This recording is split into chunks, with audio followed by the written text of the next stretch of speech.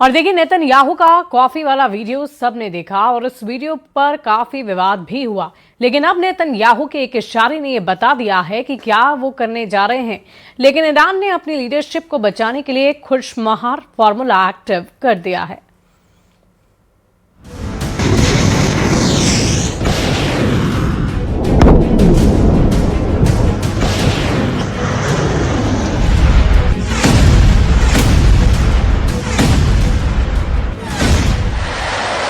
तेल अवीव पर खुर्रम शहर मिसाइलें गिर रही हैं। एक एक क्लस्टर बम को गौर से देखिए। ये टूटते हुए सितारे नहीं, मौत बरसाने वाले वो बम हैं जिसका इजराइल के पास कोई तोड़ नहीं। ईरान सुरक्षा परिषद के सचिव अली लारिजानी के मारे जाने के बाद ईरान ने इजराइल पर खुर्रम शहर की बरसात कर दी है। लारिजानी के मौत के खिलाफ ईरान ने अपनी मिसाइल वेव नंबर 61 को लॉन्च किया। लारिजानी की मौत का बदला इजराइल पर 100 टारगेट पर हमले से लिया गया। इन हमलों में ईरान ने सबसे ज्यादा खुर्रम शहर 4 और कद्र मिसाइल को लॉन्च किया, जो ईरान की सबसे खतरनाक मिसाइलों में शामिल हैं।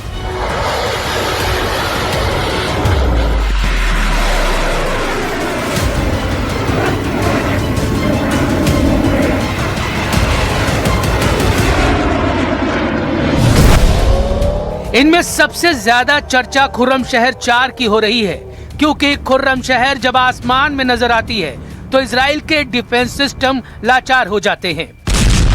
इसके क्लस्टर बमों में छुपी है ईरान की असली ताकत। ये मैसेज ईरान लगातार दे रहा है। ईरान बता रहा है कि उसकी लीडरशिप यानी नेतृत्व एकदम खुर्रम शहर के वॉर हेड की तरह है। ईरान बता रहा है कि उसका एक लीडर खत्म होगा तो उसका दूसरा लीडर एक और क्लस्टर बम की तरह तैयार हो जाएगा और नया लीडर एक और क्लस्टर बम की तरह दुश्मन पर हमला करेगा। ईरान बता रहा है कि यह उसकी लीडरशिप का खुर्रम शहर मॉडल है। ईरान बता रहा है कि एक क्लस्टर मारोगे तो दुश्मन पर नया लीडर 100 क्लस्टर की तरह फूटेगा।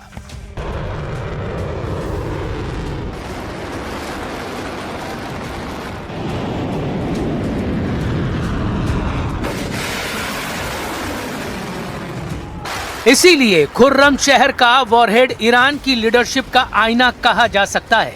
लॉन्च होने के बाद इसके टारगेट हिट करने वाला स्ट्राइक रेट अब तक 100% रहा है।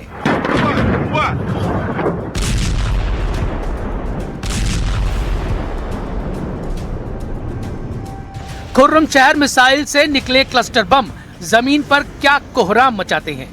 इजराइल इसको छुपाने की कोशिश जरूर कर रहा है, क्योंकि टारगेट पर इजराइल के कई मिलिट्री बेस और कई खुफिया अड्डे रहे हैं। लेकिन खुर्रम शहर 4 के क्लस्टर बम तेल अवीव की बड़ी आबादी पर गिर रहे हैं और ऐसे में आम लोगों को भी नुकसान पहुंचा रहे हैं। ईरान की तरफ से जो मिसाइल दागे जा रहे हैं उनमें है क्लस्टर बम, और वो क्लस्टर बम इसराइल में मचा रहे हैं तबाही। पिछले 3 दिनों से जगह जगह पे हमले हो रहे हैं और क्लस्टर बम की वजह से तबाही हो रही है। मैं इस वक्त नेकबा एरिया में हूं। ये इसराइल का एरिया है और यहाँ पे आप देख सकते हैं कि बिल्डिंग का क्या हाल हुआ है। यहाँ पे क्लस्टर बम की वजह से फिलहाल ऐसा लगता है कि इसराइल के पास क्लस्टर बम का तोड़ अभी तक नहीं है। Air defence system cluster bomb के सामने फेल हो रहा है।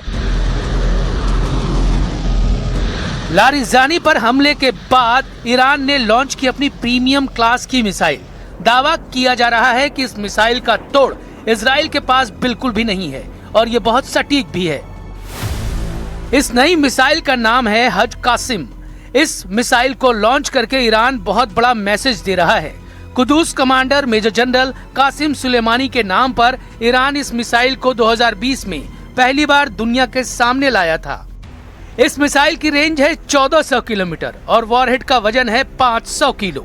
खास बात यह है कि हज कासिम सैटेलाइट नेविगेशन यानी जीपीएस जैसी तकनीक का इस्तेमाल नहीं करती, इसलिए ना इसे जैम किया जा सकता है और ना ही इलेक्ट्रॉनिक वॉरफेयर वाली तरकीब इसके खिलाफ काम आएगी। और सैटेलाइट नेविगेशन के बगैर भी ये टारगेट के 100 मीटर के दायरे में हमला करती है।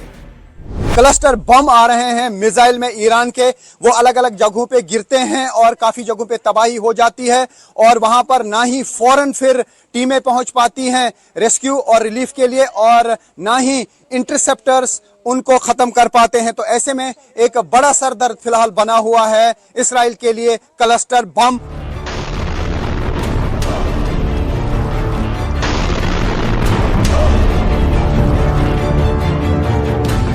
IRGC ने कह दिया है कि अब छोटे वॉरहेड नहीं बल्कि बड़े वॉरहेड वाली मिसाइल ही दागी जाएगी।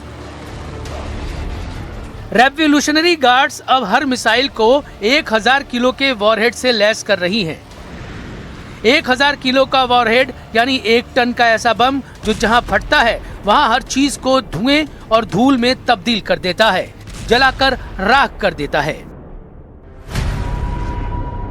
ईरान 1 टन के वॉरहेड के लिए 4 मिसाइलों का इस्तेमाल कर रहा है।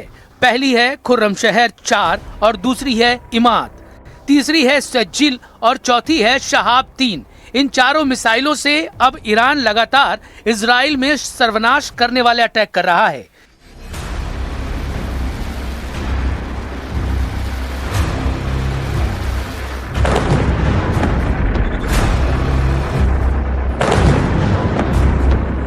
तेल अवीव में धमाके, बहरीन में अमेरिका के अड्डों पर धमाके, यूएई और कुवैत में उन ठिकानों पर धमाके जहां अमेरिकी सैनिक या ट्रंप के राजनयिक दूतावास खाली करने के बाद ठहरे हुए हैं।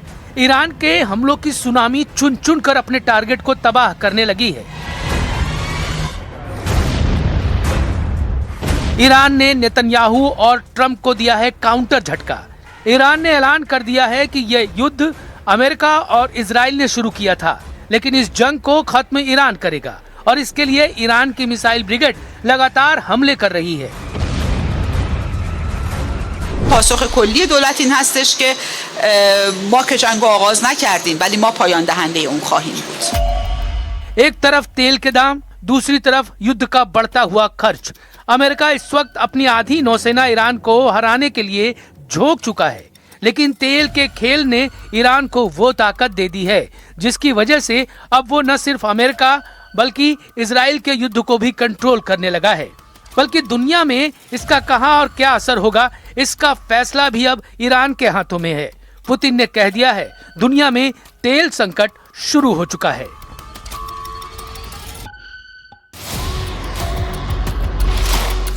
ईरान के खिलाफ अमेरिका और इजराइल का युद्ध जितना लंबा चलेगा, ये अमेरिका और यूरोप की अर्थव्यवस्था को उतना ज्यादा नुकसान पहुंचाएगा।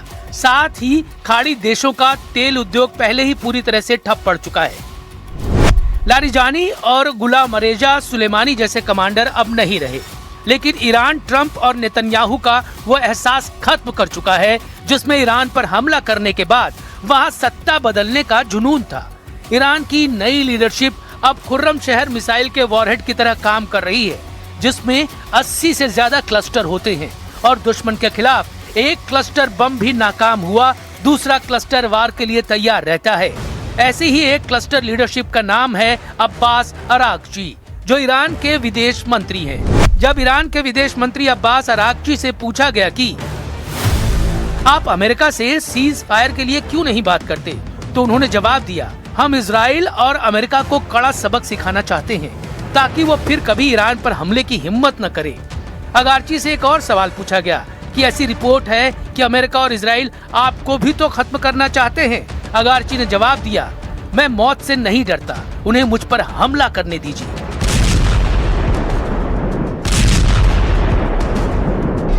ईरान से आ रही रिपोर्ट बता रही है कि तेहरान, इस्फहान, करज और खुर्माबाद में सबसे ज्यादा तबाही हुई है। अमेरिका और इजराइल के विमानों ने ईरान के बैंकों, स्कूलों और अस्पतालों को टारगेट किया है।